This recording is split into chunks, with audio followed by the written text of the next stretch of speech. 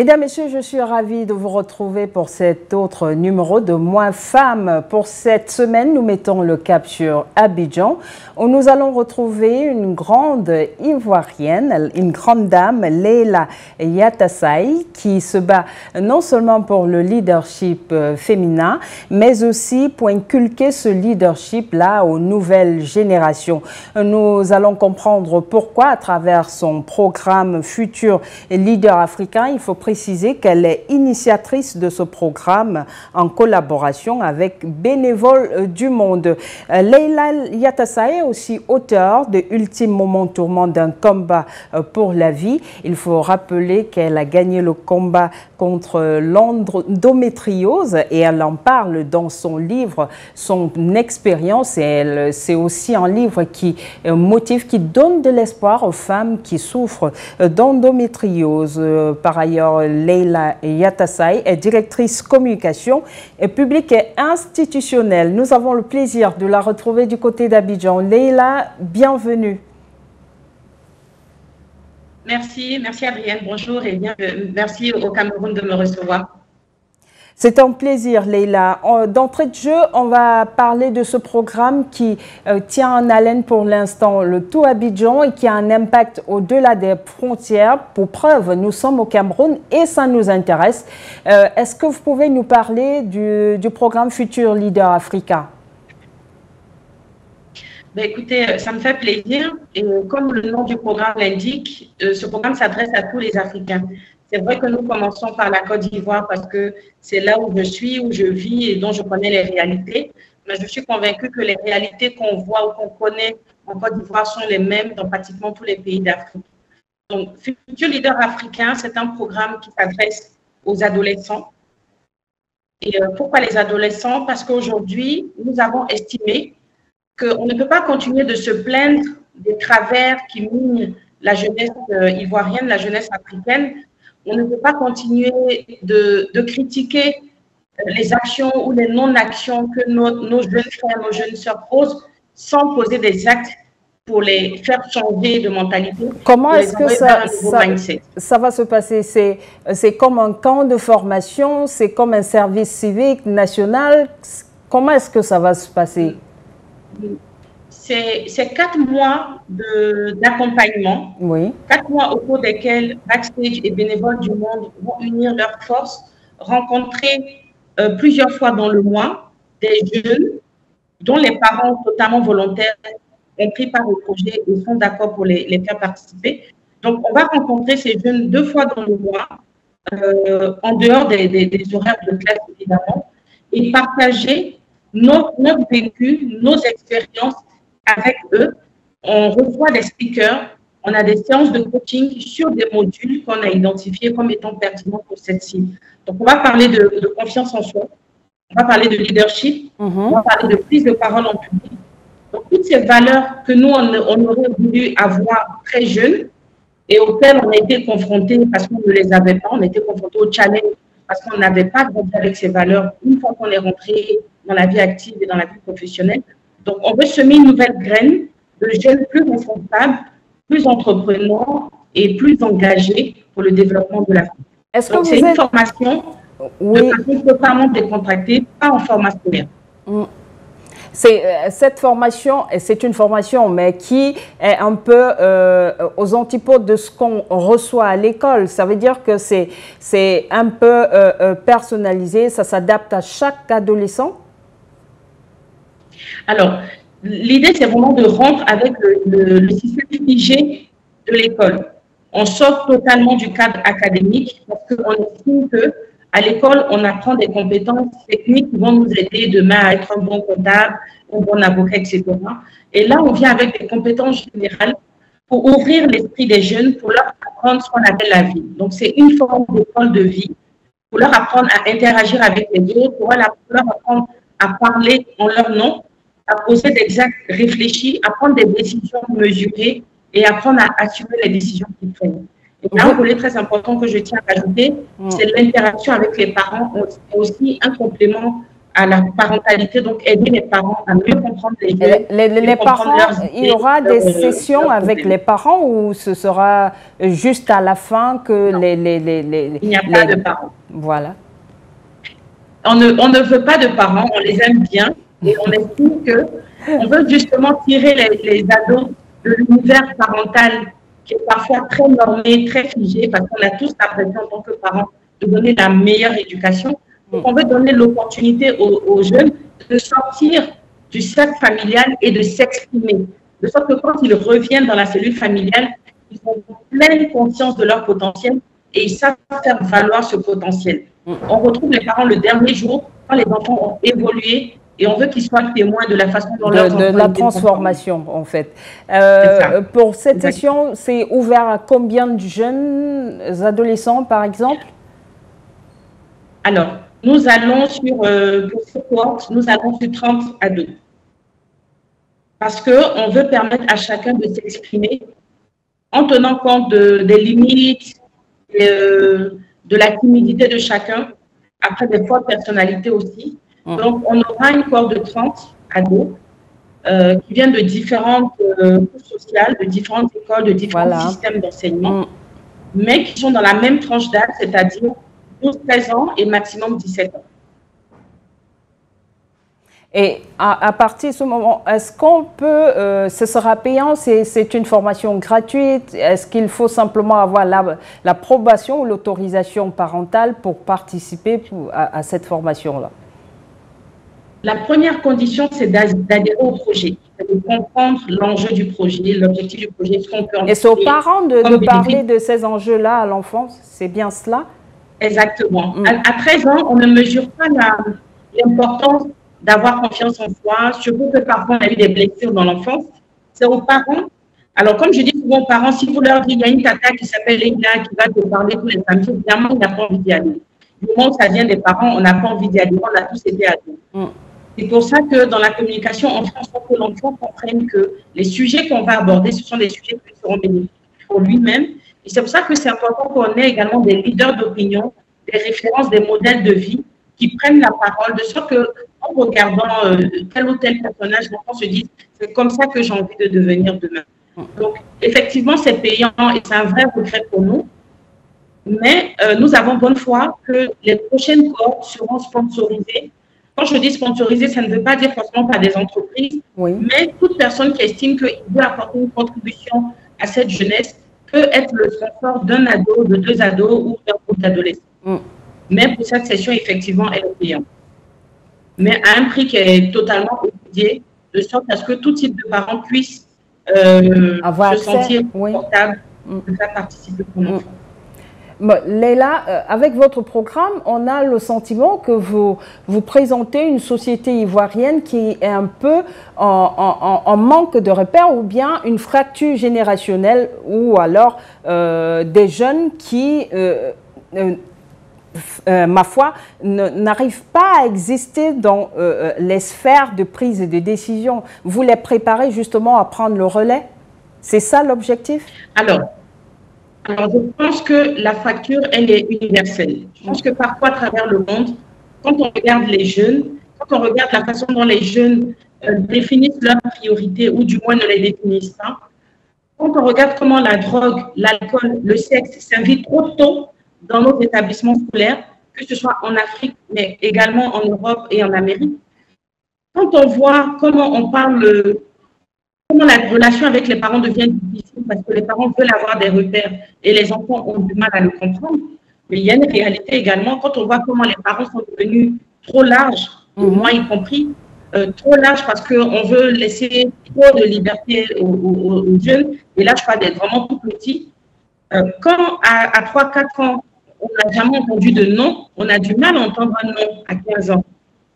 Et donc, quand on est adulte, ça devient encore plus difficile. Donc, je n'estime pas que la jeunesse ivoirienne ou africaine aura de repères. J'estime que les adultes de l'Afrique ont la responsabilité de remettre en milieu de vie, en priorité dans la vie des ados, ce qu'on estime être une priorité pour eux, pour leur croissance, et ce qu'on estime être une ligne directive qui va les aider avoir les repères que nous, on a eus, parce qu'on n'avait pas les réseaux sociaux, parce qu'on n'avait pas toutes ces plateformes-là. Ouais, justement, ça pose le problème des modèles de la société. À qui est-ce qu'on veut ressembler demain?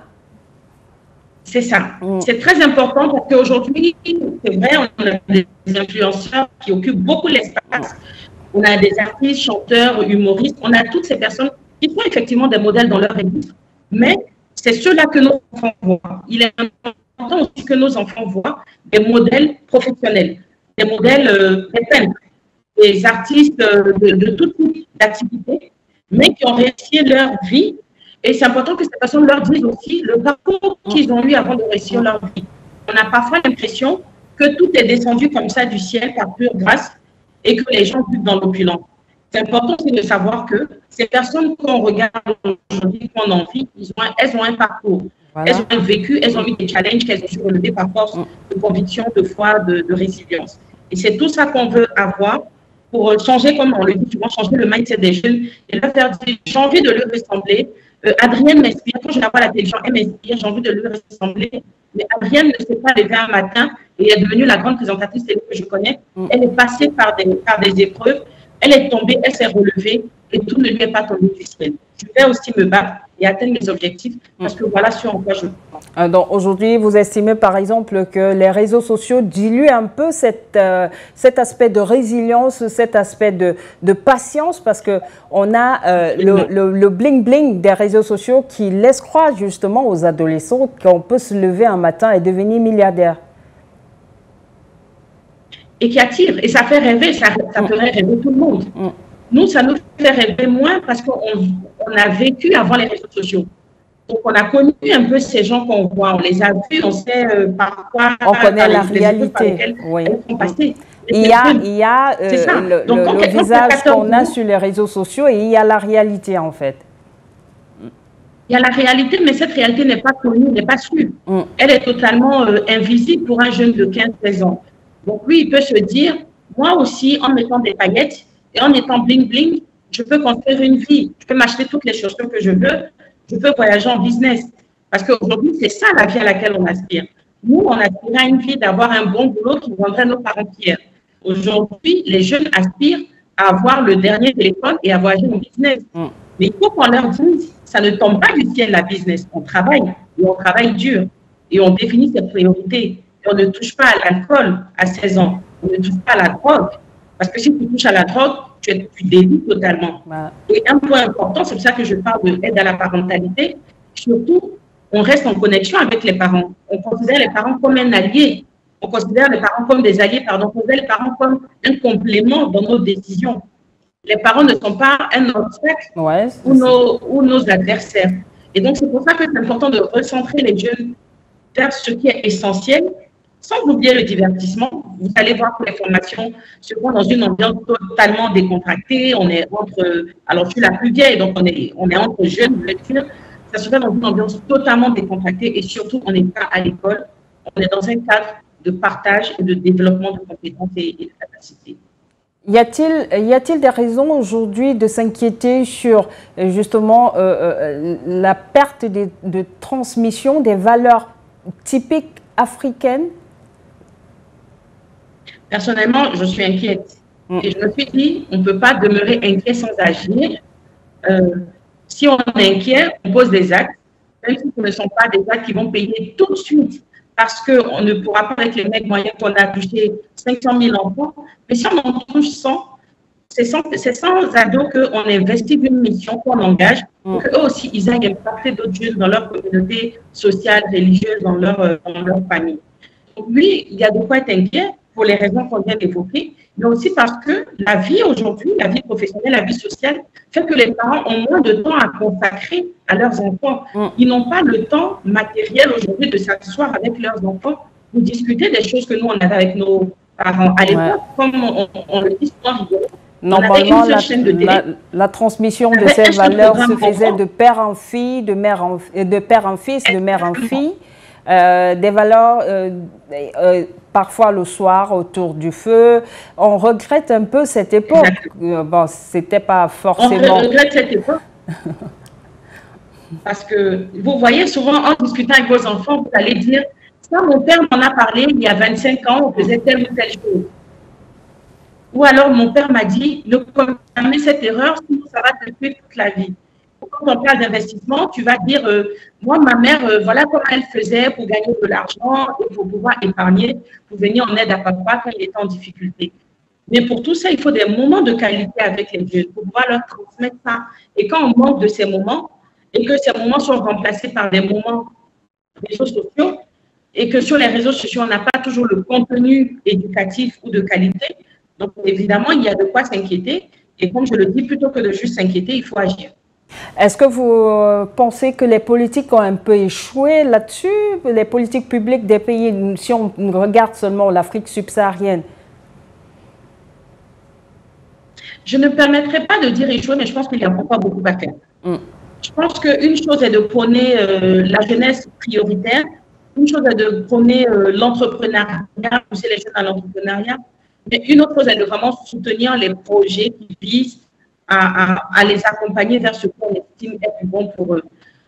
Après, je suis de ceux qui pensent que les gouvernements, l'État ne peut pas tout faire. Je suis de ceux qui pensent que tout le monde a sa part de responsabilité. Exactement. Chaque parent, chaque aîné, chaque canal de diffusion média, chacun de nous a un rôle à jouer en complément de ce que l'État peut faire. L'État pourra venir avec des politiques, avec des stratégies, mais l'implémentation peut venir de nous. Et si nous, on vient avec les stratégies, on peut demander de l'aide à l'État.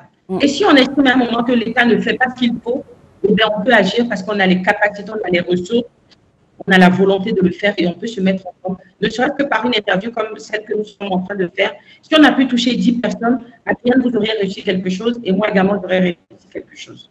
En tout cas, pour être futur leader africain, ça commence aujourd'hui, c'est pas demain. Ça veut dire on pose des actes dès aujourd'hui. À partir de 12 ans, c'est ouvert. N'hésitez pas. Et ça intéresse. C'est dommage que pour cette session, ce soit cantonné seulement sur Abidjan, mais on espère que ça va s'étendre à d'autres pays de la sous-région, pourquoi pas, parce que le besoin, il est sur l'ensemble du continent. Les jeunes ont besoin justement d'avoir des repères, des modèles, et ces moments de partage d'expérience avec les aînés pour reconnecter pour une Afrique qui parle, qui existe et une Afrique dont la voix compte. Pour être futur leader africain, ça commence aujourd'hui. C'est aujourd'hui qu'il faut poser justement les bases et vous avez dit chacun a sa part de responsabilité dans ce processus-là. À votre niveau du côté d'Abidjan, vous le faites déjà. Les jeunes auront, à partir de 12 ans, auront 4 mois de formation justement pour la prise de conscience, être justement ce leader-là, changer de mindset. On souhaite simplement que le projet arrive à s'étendre à d'autres pays africains, pourquoi pas déjà au niveau de la sous-région, car c'est un problème. Les jeunes ont un problème de repère sur l'ensemble du continent et pour construire le continent, il faudrait justement que les nouvelles générations prennent conscience du fait qu'elles ont un rôle à jouer. C'est ça, c'est ça, c'est absolument ça. Et je pense qu'en nous serrant les coudes, on pourra y arriver. On parle cette fois-ci de Leila Yatasai, auteure de Ultime Moment, tourment d'un combat pour la vie. Je tiens à préciser que vous avez remporté cette victoire et vous le dites souvent, c'est par la grâce de Dieu, vous avez remporté la victoire contre l'endométriose. On parle de cela? D'accord, c'est toujours un plaisir pour moi de parler d'endométriose parce que j'estime qu'on n'en parle pas suffisamment. Et alors, Leila, ma question c'est, aujourd'hui vous êtes maman d'une petite fille qui... Et ce fut un long combat. Il faut dire que vous avez passé pratiquement une décennie en tant que femme mariée avant d'arriver à savourer le bonheur d'être maman. Est-ce qu'on peut revenir sur le moment où vous réalisez que vous souffrez d'endométriose et jusqu'à la naissance de cet enfant? D'accord. On pourrait y passer beaucoup de temps. Je vais essayer de faire la version courte. Voilà. Alors, très vite, je me suis rendu compte que j'avais un problème. Déjà, j'avais ce qu'on appelle des dysménorrhées, donc des règles très, très douloureuses depuis toujours. Des règles insupportables, ultra douloureuses, donc douleur avant, douleur pendant et douleur après les menstrues. Et c'était les débuts, enfin, quand j'avais 17-18 ans, c'était les débuts d'Internet, donc j'avais pu faire des recherches. Donc, je savais que beaucoup de femmes qui avaient ces difficultés avaient également des difficultés à procréer. J'étais un peu consciente de ce que j'avais probablement des problèmes gynécologiques qui sont susceptibles d'entraîner des problèmes de fertilité. Mais tant que tu n'es pas mariée, tu ne te poses pas plus de questions que cela. Donc, très rapidement, au bout de 6 mois de mariage, on s'était déjà rendu compte qu'il y avait un souci, vu que dès que je me suis mariée, j'ai consulté tout de suite. Et donc, en poussant les recherches, la science avait un peu évolué et l'endométriose était un peu plus facilement détectable à Abidjan. Donc, au bout d'1 an de mariage, je savais que j'avais l'endométriose, je savais qu'elle était sous infertilité, je savais que j'étais face à un challenge et qu'il fallait que je m'arme de beaucoup de courage. Donc, évidemment, le parcours de 10 ans ne s'est pas passé, ce n'est pas 10 années qui sont passées à attendre et espérer. C'est 10 années de recherche, c'est 10 années de combat, de stress, c'est 10 années de stress, mais d'échecs. D'échecs parce que avec l'endométriose, c'est difficulté à avoir un cycle. Ensuite, c'est difficulté à avoir un cycle où il y a une ovulation. Après, même s'il y a une ovulation, c'est difficile pour avoir un cycle où il y a conception. Voilà. Et même s'il y a conception, que la grossesse arrive au terme, le dernier challenge. Et donc, malheureusement, après plusieurs tentatives, les grossesses ne sont pas arrivées à terme. Et puis, il y a eu l'abandon. L'abandon de 7 ans. Avec et c'est au moment où vous vous résignez, où vous intégrez que peut-être vous n'aurez finalement pas cet enfant, que vous vous retrouvez enceinte. C'est ça. C'est après une GU, donc la grossesse extra-utérine, qui vous fait frôler la mort et qui réduit considérablement vos chances, puisque il y a une tombe dont on fait l'ablation. Donc, je me dis, avec 2 trompes, je n'ai pas d'enfant, je peux me battre avec une seule trompe. Et toutes les difficultés, toute la douleur, parce qu'il faut savoir que l'endométriose, ce n'est pas juste ne pas pouvoir procréer, c'est aussi vivre avec la douleur en permanence.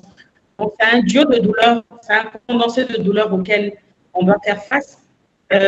Donc, il y a la douleur physique due à la maladie, parce que c'est une maladie, c'est une pathologie. Il y a la douleur morale de ne pas pouvoir socialiser correctement du fait de ces douleurs. Il y a la douleur morale de ne pas pouvoir concevoir.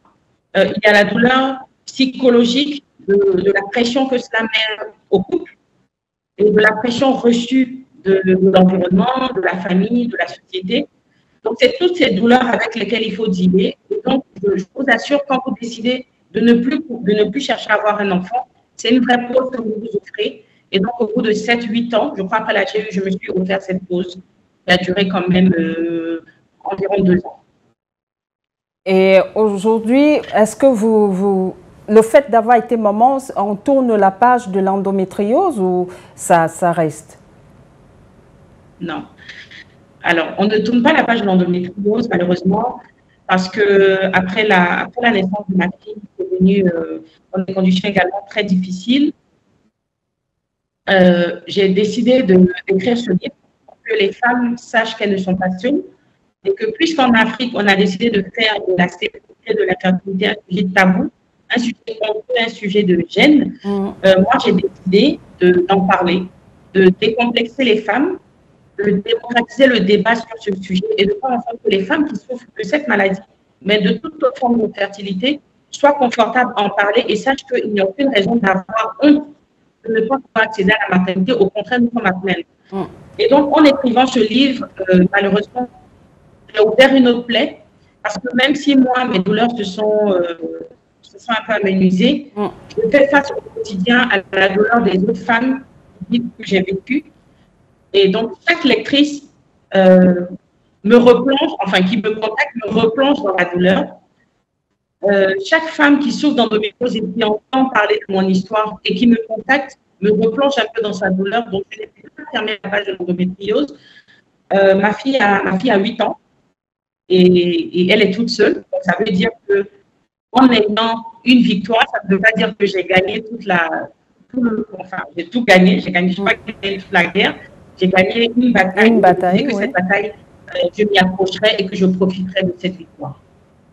Dans tous les cas, à travers votre livre, vous donnez un peu d'espoir, là où parfois cet espoir est complètement parti, parce que à côté de la maladie, il faut vivre dans le contexte africain. Quand on connaît la pression de la société sur des femmes qui souffrent d'infertilité, et il va falloir juguler avec les douleurs, le stress, la pression de la belle famille quand on est marié, si même l'endométriose arrive à avoir raison des couples.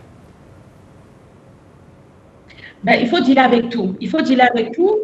Il y en a qui ont des maris gentils et d'autres non. En Afrique, on croit injustement qu'un couple infertile, ça veut dire une femme infertile, ce qui est totalement faux. Donc, vous avez de nombreuses femmes qui sont en situation d'infertilité et de plus en plus, les gynécologues parlent de couple infertile, on ne parle plus de femmes infertiles parce que tant que les examens n'ont pas été conduits et conclus, on ne peut pas affirmer que c'est la femme qui est infertile.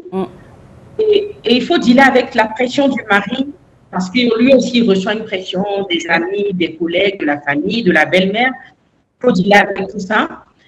Mais il y a une autre douleur, c'est la douleur liée à l'échec parce qu'une fois que vous avez un test de grossesse positif et que l'espoir commence à grandir en vous, et que la grossesse n'arrive pas à terme, c'est reprise de tout à zéro, c'est une double douleur, j'étais près du but, je n'ai pas pu y arriver. Et en Afrique, je suis sûre qu'au Cameroun, c'est pareil, on parle de ventre vide. C'est le même contexte, c'est le même contexte. C'est pas différent. C'est ça, c'est exactement les mêmes mots, c'est pas différent. Donc en Europe, en Amérique, dans d'autres univers, peut-être qu'on le dit différemment, mais ça reste toujours difficile pour une femme qui désire avoir un enfant de ne pas y arriver. Ça reste difficile.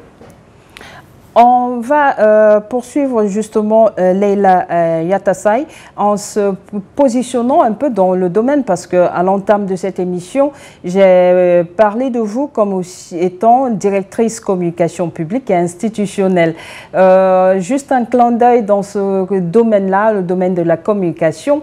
Être une femme dans ce domaine demande d'avoir des performances plus élevées que celles des hommes, ou alors on vous prend tel que vous êtes, ou bien vous devez faire vos preuves? Personnellement, je n'ai jamais eu le sentiment de devoir faire plus que les hommes. Où j'ai été chanceuse, où j'ai trop su parler, m'exprimer comme juste une personne et non comme une femme. Regardez votre parcours, vous avez toujours été responsable Afrique, vous avez été toujours en train de leader une équipe. Vous jouez des chances ou c'est la performance? C'est la confiance en soi-même. C'est la conviction qu'on peut toujours y arriver si on y croit et qu'il n'y a aucun obstacle qui peut m'empêcher d'atteindre les objectifs que je me suis. Et ça, c'est lié à mon histoire. Parce qu'avant l'endométriose, j'ai dû faire face à beaucoup d'autres maladies et je n'ai jamais accepté d'être à genoux. Et je pense que je ne me mets à genoux devant personne et devant aucune situation, à part le Très-Haut, évidemment. Et donc, je ne conçois pas qu'un échec existe. Ça ne veut pas dire que je n'ai jamais fait face à l'échec, mais ça vous arrête pas. Un échec arrivera toujours. Ça ne m'arrête pas, ça ne m'a jamais arrêté. Et je pense que tout mon parcours a été conditionné par le fait que j'ai vu une offre, elle me plaît, je vais postuler. Je ne suis peut-être pas exactement le profil qu'il faut, mais je pense que je peux y arriver, je vais me postuler.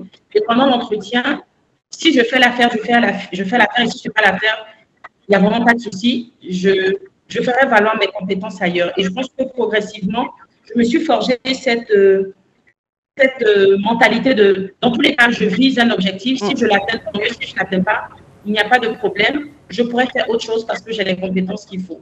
Et ça m'a toujours guidée dans tous les combats. Vous êtes plutôt une femme indépendante, autonome, qui sait ce qu'elle veut? Peut-être trop. Ce qui est un problème dans nos communautés. Ouais, j'imagine. Trop. Alors, la chance, sur le point de vue professionnel, la chance que j'ai eue, c'est que j'ai toujours travaillé en multinationale avec des DG ou des présidents qui avaient une vision un peu plus évoluée que celle qu'on pourrait trouver dans beaucoup d'entreprises. Donc, ils m'ont toujours jugée pour Leïla en tant que personne et non Leïla en tant que femme. En tant que femme. Et donc, j'ai toujours donné, voilà. Et par contre, je refuse que mes échecs soient liés au fait que je sois une femme. Donc, je travaillerai 2 fois dur, peut-être que je mène naturellement cette pression. Je travaillerai 2 fois plus pour qu'on ne dise pas que c'est Leïla la femme qui a échoué. C'est juste l'individu qui a échoué. Du coup, pour que l'échec s'impose à moi, c'est que voilà, les situations, enfin, on ne pouvait pas faire autrement, mais moi, je donnerai toujours tout ce qu'il faut pour pouvoir y arriver. Nous sommes à la mi-février, ça veut dire qu'on s'achemine au mois de mars, qui est le mois de la femme, avec le 8 mars. Leïla, quel est votre rapport à cette journée-là? Il faut que je réfléchisse bien à ce que je dois répondre. J'ai un gros détachement. J'ai un gros détachement au 8 mars en tant que journée de célébration, en tant que festivité, en tant qu'occasion de rappeler qu'on est une femme. Je pense que le 8 mars n'est pas la journée de la célébration de la femme. Je pense que le 8 mars est une incroyable opportunité qui nous est donnée de nous recentrer sur la recherche des meilleurs moyens de faire valoir nos droits en tant que femmes. J'estime que le 8 mars est l'opportunité où on doit se rasseoir en tant que femme pour faire le bilan des droits auxquels on a réussi à avoir accès, ceux pour lesquels nos prédécesseurs se sont battus, et faire le bilan de ce qui reste à faire.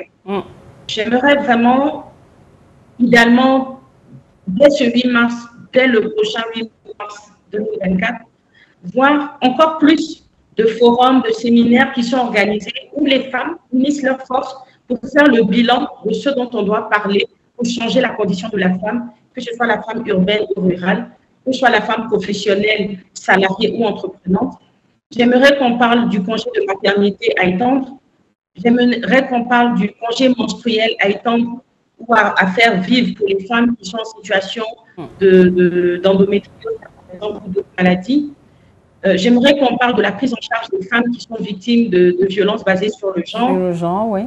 J'aimerais qu'on parle des femmes seules ou des femmes qui vivent avec des enfants malades. Et j'aimerais qu'on parle d'équité de salaire pour les femmes. Et pour moi, le 8 mars aurait tout son sens. Je parle bien en Afrique. Et le 8 mars aurait tout son sens. Et à ce moment-là, on oublierait les bagnes, on oublierait les fêtes, les cocktails, et on organiserait de vraies discussions intellectuelles pour changer la condition de sa femme. Et à ce moment-là, le 8 mars serait le jour le plus important. 8 mars, pour vous, c'est une journée de plaidoyer, mais avez-vous le sentiment aujourd'hui, au regard de tout ce qui se passe, parce que ce qui se passe en Côte d'Ivoire se passe forcément au Cameroun, ce sont des pays frères, les mentalités ou les us et coutumes sont presque semblables ou tout de même semblables. Avez-vous le sentiment que le discours que vous tenez est un discours entendu par les femmes, premièrement? Je pense qu'on y arrive progressivement. Cela prend beaucoup de temps. On y arrive progressivement. Mais il y a toujours des opportunités de faire entendre ce message. Je suis membre d'un club d'investissement avec des femmes entrepreneurs et salariés, des femmes d'élite, des femmes d'un certain niveau professionnel. Et avec ces femmes-là, nous essayons de mettre ensemble nos énergies, nos expertises pour apporter du soutien à d'autres femmes. Et à travers le WIC, on arrive à supporter des femmes qui sont entrepreneurs et qui ont besoin de soutien pour développer leurs entreprises, de soutien pour développer, faire croître leurs activités. Et je pense que des clubs comme celui-là, des groupes, des associations comme celle-là, il y en a beaucoup plus aujourd'hui que par le passé. Et nous avons un peu la même mentalité de dire il faut qu'on change la mentalité qui existe autour du 8 mars. Et je pense que même si on en a 10 à travers l'Afrique, progressivement, nous, on va impacter les jeunes dames de 17-18 ans qui pensent que porter la plus belle tenue le 8 mars ou participer à la plus belle festivité c'est un succès, mais progressivement, on aura des femmes qui vont partager notre vision et qui vont adhérer à notre façon de voir la chose et qui vont commencer à organiser des activités un peu plus utiles. Leila, on va se quitter dans une poussière de minutes ou de secondes, tout au moins. Mais avant de se quitter, on a retenu que votre programme Futur Leader Africain va s'étendre sur 4 mois. Il sera amorcé à partir de quel mois? Rendez-vous au mois de... Rendez-vous au mois de mars. Nous sommes en train de finaliser les inscriptions. Il y a déjà une date? Et il est absolument important. Pardon, le 4 mars. On démarre le 4 mars. Sachant que Futur Leader Africain est un programme, mais qui s'inscrit dans un projet global de renforcement des capacités des adolescents. On a aussi des activités en milieu scolaire et avec des entreprises. Mais le programme à venir, Futur Leader Africain, démarre le 4 mars et prend fin le 24 juin, avec l'apothéose en présence des parents qui vont voir les résultats de cette formation. Évidemment, dès le mois de septembre, nous allons lancer la deuxième cohorte et avec plaisir, si le temps, les moyens et l'énergie nous permettent, aller parcourir d'autres villes et peut-être commencer avec le Cameroun qui nous a fait dès aujourd'hui un clin d'œil. On est content de voir que nos actions ont une portée jusque chez vous. Et comme vous l'avez dit, nous sommes des pays. Dans tous les cas, c'est ce qu'on souhaite. On souhaite voir le projet évoluer. Et puisque nous sommes à l'ère du numérique, est-ce qu'il y a un espoir que ceux qui ne peuvent pas faire le déplacement d'Abidjan puissent le faire même à distance, à défaut d'être en présentiel? Nous sommes justement en train d'y travailler. Hier, j'ai eu une séance de travail avec une équipe digitale de développeurs et nous sommes en train de réfléchir à la façon d'étendre les tentacules de ce programme et de faire en sorte que le maximum d'enfants, d'adolescents, à Abidjan, au Mali, au Cameroun, au Gabon, peu importe, tout Africain qui estime qu'il y a une contribution à apporter pour l'Afrique, faire en sorte que ces personnes aient accès au programme pour accompagner les parents et pour soutenir les adolescents dans leur croissance et dans leur transition. Merci, c'était Leila Yatassaye, directrice communication publique et institutionnelle, auteure de Ultime Moment, tourment d'un combat pour la vie, initiatrice du programme Futur Leader Africain. Leila, merci d'avoir répondu à notre invitation.